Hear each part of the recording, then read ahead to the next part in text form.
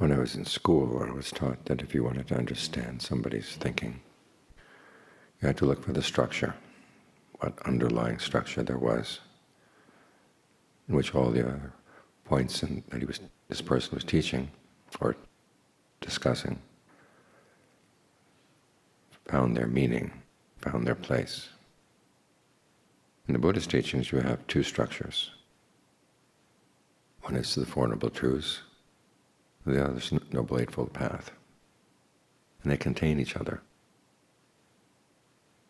The fourth Noble Truth is the Noble Eightfold Path, and the first factor of the Noble Eightfold Path is the Four Noble Truths.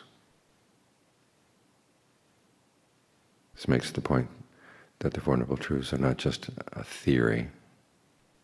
They are a way of looking at the world, but they play a role in a path of action, determining how you're going to act.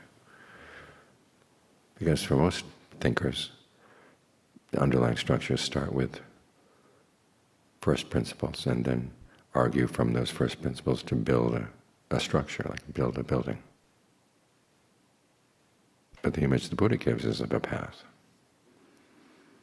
What ties all his teachings together is not where you're coming from, but where you're going. He teaches that it is possible to put an end to suffering. And everything in his teachings has meaning in the quest to put an end to suffering. Because he's not just offering 4 interesting facts about suffering, but he's saying this is the important issue to focus on. And as you focus on this issue, everything else makes sense, everything else finds its meaning. Because the truths don't just sit there, they have duties. The truth of suffering, what is suffering? It's clinging to the aggregates. That's to be comprehended. We don't usually comprehend our sufferings in that way. We think about, why is this pain afflicting me? Why is this situation in the world outside afflicting me? But the Buddha is saying that suffering is the act of clinging to form, feelings, perceptions, fabrications, consciousness. It's something we do. It's not something we're just on the receiving end of. We're actively doing the suffering. He defines the clinging as desire and passion for these things. And the word he uses for clinging can also be used as feeding. We like to feed on these things. This is where the analysis gets really counterintuitive, because in feeding, that's one of our main pleasures of life, we think. But the Buddha is saying that feeding is really suffering. You're dependent on something, you've got a hunger and it's not yet satisfied. The cause of that suffering, he says, is desire and passion, but in this case it's desire and passion that would lead to a state of becoming. In other words, the word for craving that he identifies here can also mean thirst. So you see the basic analogy he's got here. You're thirsting for something, you're hungering for something. That's going to cause you to suffer. As you find what you want to eat, again, it's counterintuitive. We think that when we are thirsty or hungry, we find something to feed on, we're happy. But he says actually the feeding in itself means that we're still feeling a lack, that we're really dependent on something that we're feeding on. That's the suffering.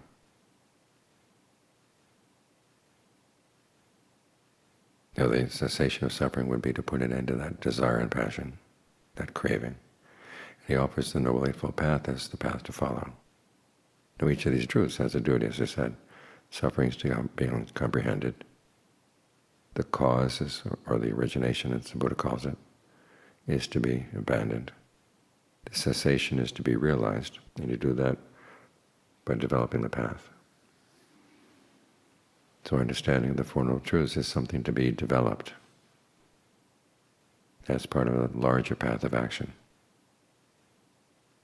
So you can see the Buddha analyzes things in ways that go against the current of our ordinary thinking. It's almost as if you go into another world when you're taking on his teachings, because he offers these four truths, as I said, not just as interesting facts, but as a structure, a framework for deciding what to do. If you know anything about the Buddhist teachings on becoming, you realize he's putting you into a certain state of becoming. Becoming is an identity that you take in a world of experience centered on a particular desire. The desire here, of course, is to put an end to suffering. And these becomings the Buddha talks about, they can happen in the mind. And the world outside that we know, that's also a state of becoming. But we take on many different becomings in the course of the day. You focus on wanting something,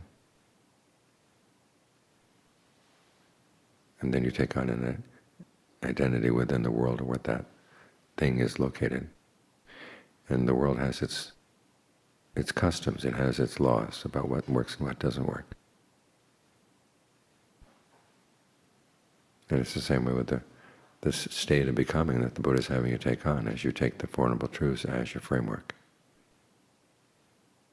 The four things that he identifies as leading to these becomings.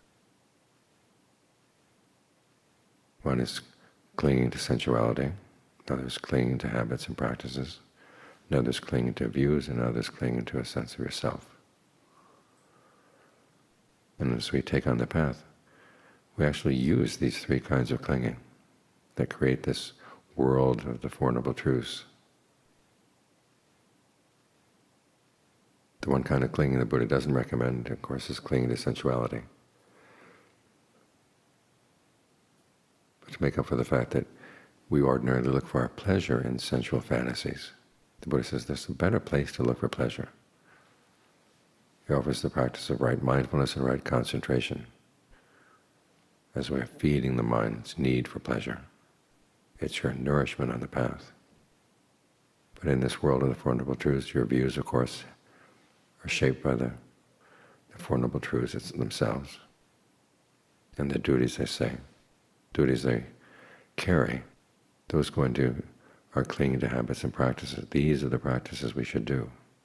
Should try to comprehend suffering, should try to abandon its cause.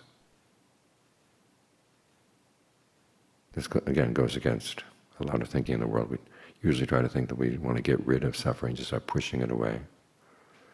As for the cause of suffering, the different kinds of craving and desire and passion, those are things we like. We actually cultivate them. But here the Buddha is saying, in this world,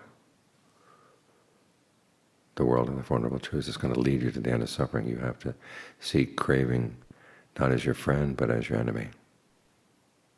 Instead of palling around with our cravings, we have to start looking at them askance,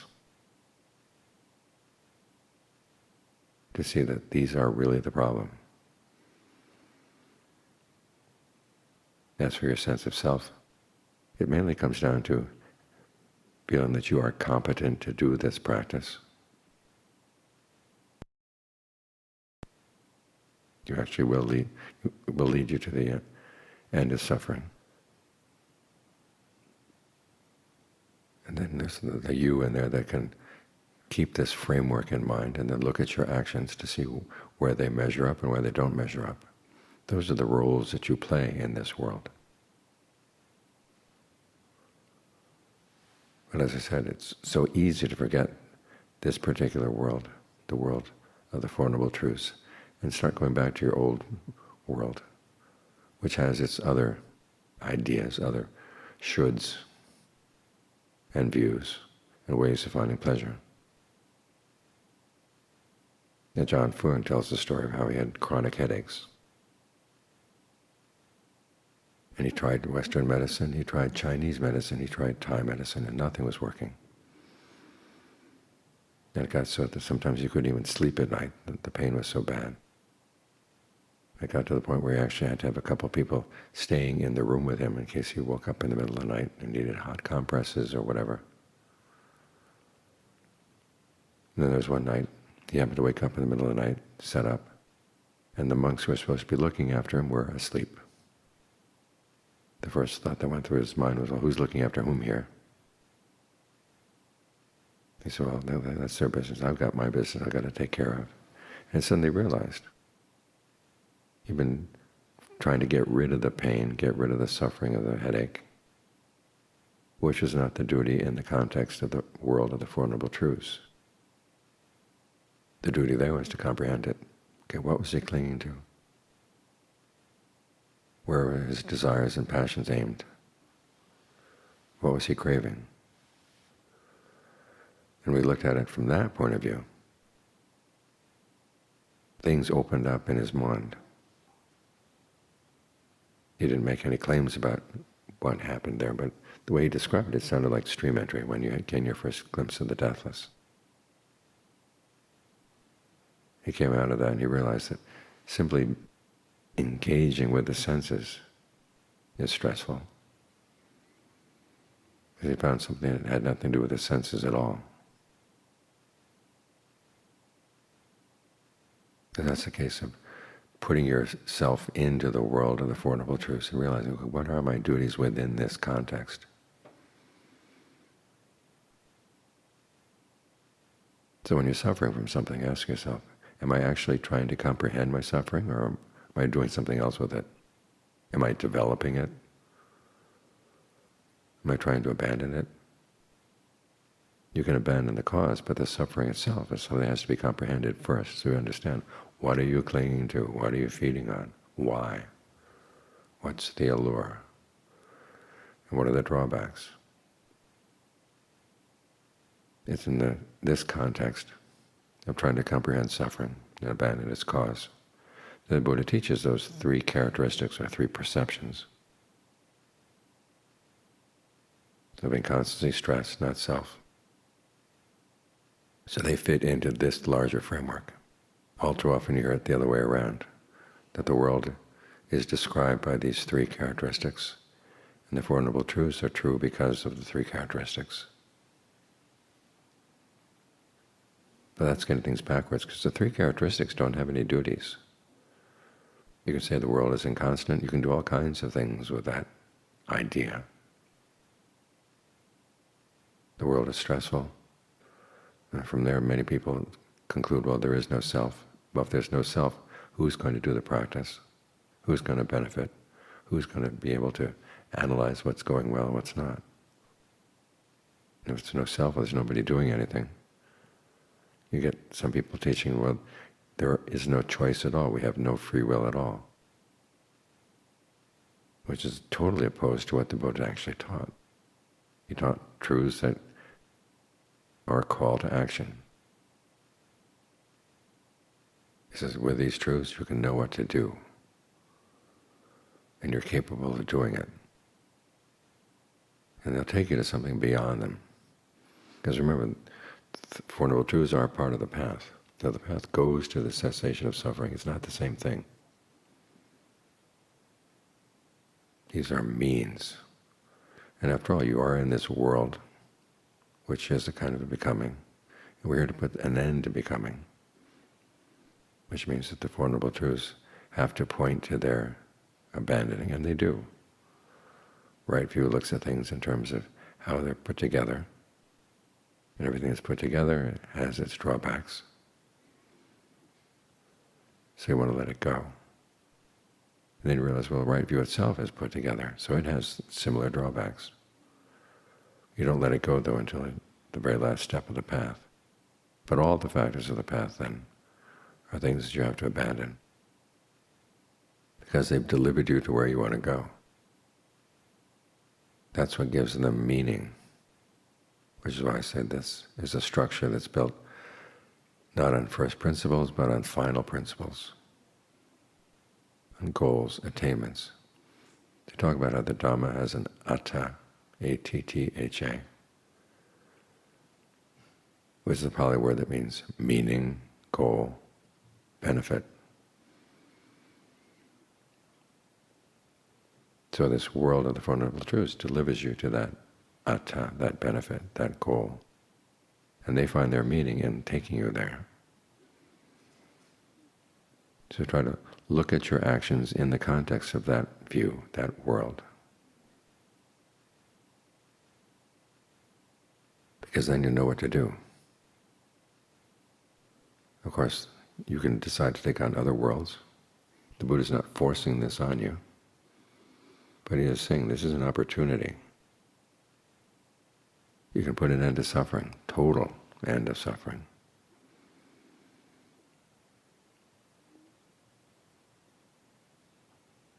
It would be good to take him up on that offer.